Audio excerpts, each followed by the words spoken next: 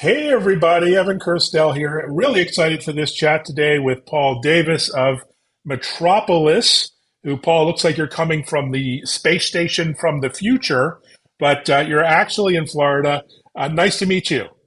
Nice to meet you too, Evan. Well, Yeah, thanks so much for joining.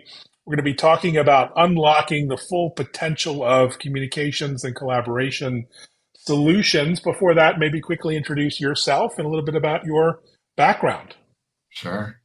Yeah, I'm Paul. I've been with Metropolis for almost a decade now, but been in the unified communication space for almost 20 years. Special first started out at a company that had expertise around uh, basically one of the first SaaS-based solutions out there for multi-channel communications, which was an Oracle-based product called Telephony at Work, which spawned into a product called Oracle Contact Center Anywhere, Mhm. which is out around 2010. And then I made a transition over to Metropolis, which focuses more around the analytics of unified communication platforms. So it gave me that experience to learn about all the different UCaaS and legacy PBX stuff, all different types of unified communications. Specifically, we're focusing around the unified analytics part of it, which has been Yeah, awesome. we're going to dive into all things data analytics and insights. But thing I saw 30 years in the business at Metropolis, that's pretty extraordinary. What's the genesis of the company? That's quite a ways back. Yeah, we just have some uh, really smart people. We work well as a team, have incredible products that just work. They're easy to use and are constantly reinventing ourselves by releasing products that customers use and enjoy. So, originally starting out with a Profit Watch and Office Watch solution, which is basically, Hmm. all accounting called costing. You can imagine, when everything started going VoIP, people don't care as much about the cost of call. It's more about the usage and analytics around the reporting. So that enabled us to kind of grow from more of a call accounting based company to more of a analytics based company with focus around, integrating with any platform, regardless if it's on prem or in the cloud. So you can imagine a 30-year track record with that. The number of integrations that we've worked with, it's amazing. I didn't even know like half of these PBXs from Roams to, old Nortels to Definities. I could probably rattle off, 100 different phone systems. So it's been Well, that would be a fun kind of exercise in trivia there to do phone right. system trivia. But these days, you're really focused on simplifying analytics across different modern communication tools like Teams and Zoom and WebEx and more. So how does that work exactly with Yeah, customers? absolutely. So, from that pivot to VoIP, you know, it's multi-channel has really taken hold from, voice, while being one of the most important modes of communication, everything's branched out into, video, messaging, chat. So being able to derive analytics around those different modalities in one interface is really our value proposition, especially when it's across, multiple different platforms. Like during the pandemic period, felt like everybody was picking and choosing. I'm going to go with Teams and Zoom and WebEx, and then an afterthought was like, we have all these disparate, unified communication as a service and contact center platforms, and we have to go to 5 different platforms to pull a report to show, who's actually conducting meetings or Mm. actually making calls, who's abandoning calls, who's not logging in the morning. Because usually the manager will be there with you at the office and can see you. But when they can't see you, how do you drive analytics around those login times and abandonment times, behaviors?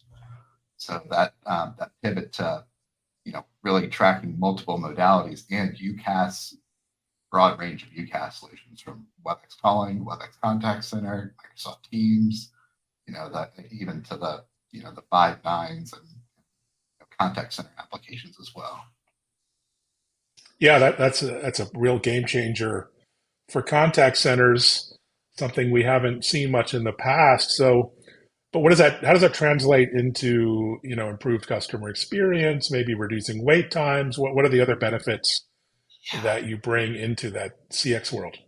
Yes. Some of the big benefits we've released a product called Q Live and since Q Cloud, which is an informal call center solution. And I'm still looking for the best word to describe it because it's really centered around customers that don't have the need or have complex IVR, scripting, whisper, Mm, more advanced features of a contact center, but do have these enhanced, hunt pilots and queues that are really becoming more and more powerful inside of Microsoft Teams or mm, inside of WebEx or even, Cisco Call Manager, where they have native queuing and some light ACD functionality, where providing some real-time analytics on top of native routing inside of your unified communication solution that can, obviously save a business a lot of cost, but instead of, purchasing like a WebEx contact center or,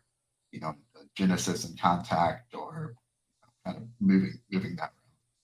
So that solution, Q Live, has been very, very successful. And then since our Q Cloud solution, which is a cloud-based version of that platform, tracking log in, log out, how many times or how many calls are in queue, all sorts of real-time dashboards and analytics. And then, also giving customers the option to, if they do have a contact center as well, which a lot of the enterprise organizations that we work with, always have, a large contact center. So we'll pull in their contact center data as well. And then maybe they have specific teams that don't really need contact center. So we'll have the Q Cloud product and then our call detail reporting and unified analytics solution below it at the base. So we're tracking, all the communications within inside of the organization in one platform. that's pretty powerful. So it wouldn't be a tech chat if we didn't add AI to the mix. I noticed your bio on LinkedIn says cognitive architect. So that sounds very Yeah, exciting. ChatGPT thought of that for me. So But you have actually, practically speaking, incorporated natural language processing into your reporting tool. So I assume that's for things like getting insights into unstructured data, and chat logs, and transcripts. So how do you think of that? there's been a big transition over the last 7 months when ChatGPT came out. I think that the massive adoption, I kind of had a vision and foresight into this is where everything's going. This really simple interface that anybody can use, just with some clever prompting, you're able to derive insights.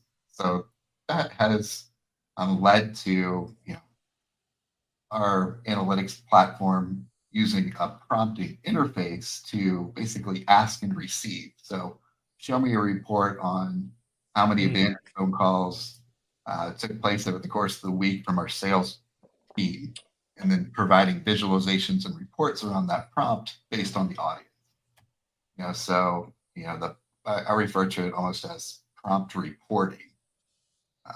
So that's been really powerful. And then the predictive analytics and sentiment analysis and all the other tools that are part of our product really drive a lot of insight for our customer. When you don't have to kind of be looking at a dashboard or know how to trigger a toll fraud alarm, and you can just look at our example widgets that say, okay, there's been an anomaly because there's been thousands of calls to a suspicious number or from a specific number during a time when calls aren't supposed to be placed.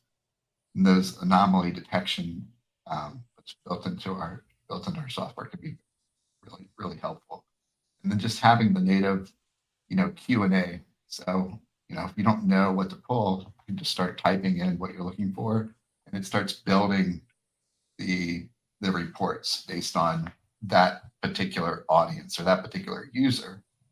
So really customizing the interface to be super simple for the actual user has been one of our strategic focuses over the last more than the last 7 months, but 7 months specifically.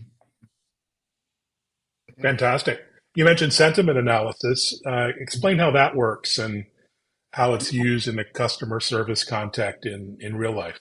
So, for example, every single one of my Zoom calls that we have, recording enabled, I they're transcribed, and I get Hmm. keywords that are said on each one of them, as well as the sentiment score and action items. So I almost like don't even have to enter notes into Salesforce anymore. It does it for me, which is amazing because I'll forget people's names or what was said. But having that functionality on calls has been very very helpful for us, not only for Zoom, but Microsoft Teams and Mm. Cisco Call Manager, just doing the transcriptions of the recordings to get the sentiment on the conversation or in a meeting, which has been kind of interesting. Most of the major players out there, from Teams to Cisco, have into Zoom, have been integrating those features into their products, but they've been more specific around meetings, not so much about around calls. So that's where we Mm. can add some additional value proposition is for calls themselves, not just your meetings. Oh, great point. And you have a lot of customers. Your website mentions over 25,000 companies using your software. That's pretty impressive. First of all, congratulations. Any insights into your customer base or success stories you might want to share? Yeah, there are so many of them. I remember when I first started at Metropolis, I was like, it's amazing to see these like Fortune 500 companies, so many of them using our product, and they continue to stick with us over the years. And it's kind of funny. We'll get calls from customers that like 20 years later the software's still running. We're like, oh my gosh, like we thought that maybe they had gone somewhere else. But when you kind of sometimes make the software, I want to sound like this, but like too good, you kind of want them to have issues, so they call support or renew Mm. support. But some examples would be, CarMax Corporation. CarMax, they leverage our product to track all of their regional stores. Mm.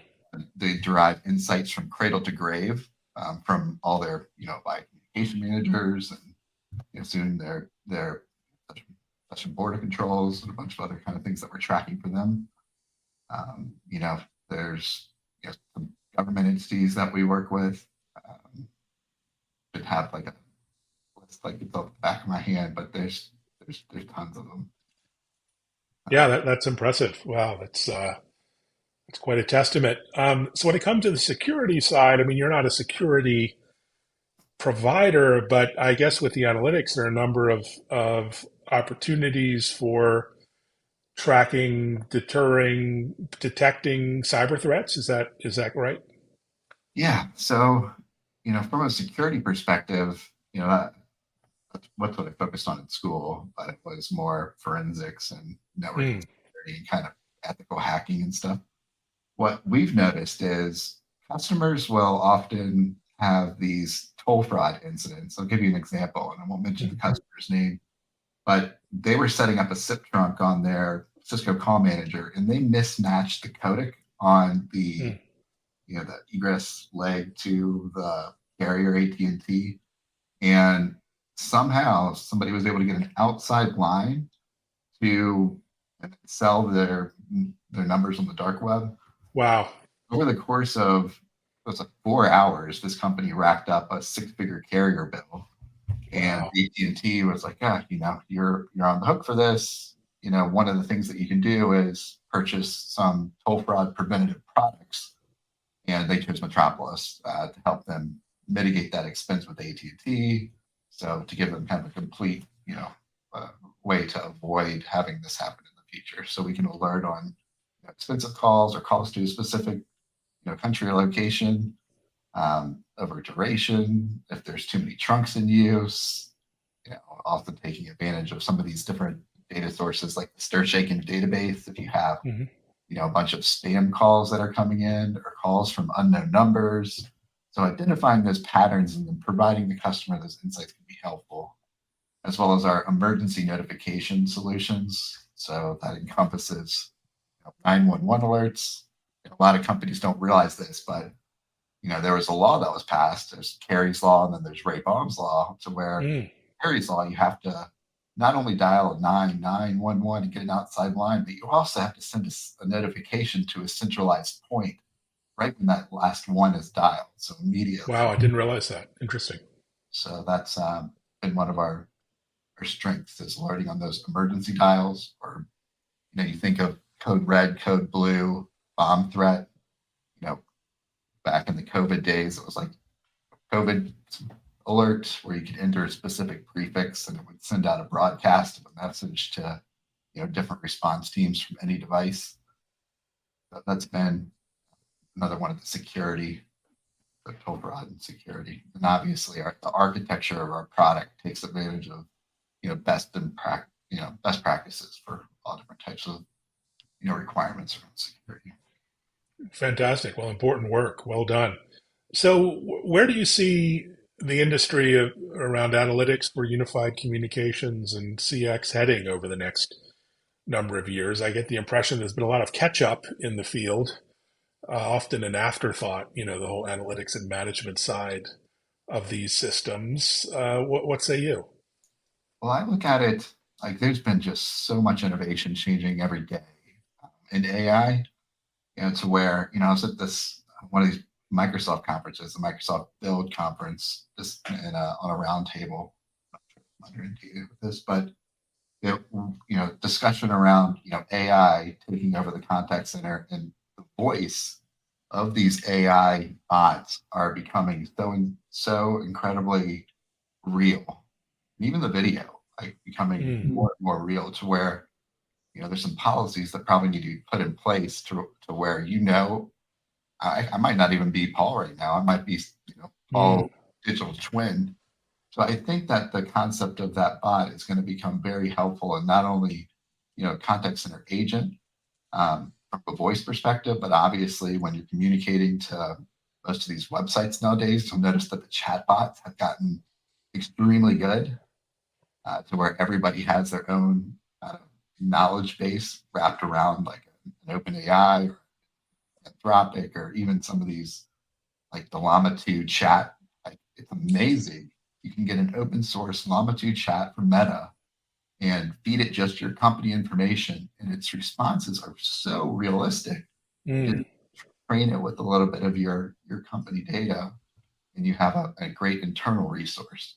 So I think that's going to evolve in the unified communication collaboration analytics space.